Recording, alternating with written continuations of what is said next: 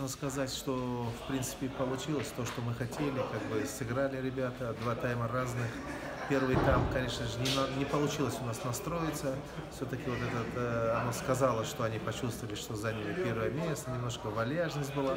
А второй тайм увидели, что нужно играть, забивать, побежали, особенно последние 25 минут. Я думаю, что они показали, что действительно они могут играть и отыграли, могли забить гол, но не получилось. Но ничего, главное, что полная самоотдача, нет расхлябанности.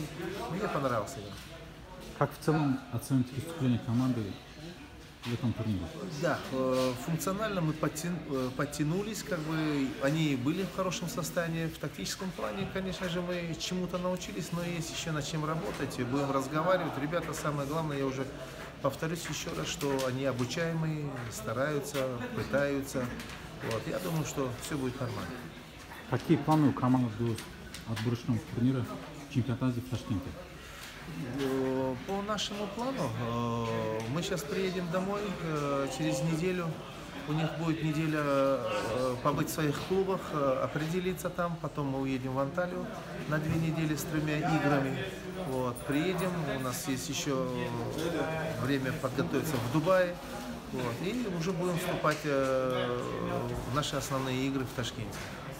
Спасибо и удачи. Спасибо.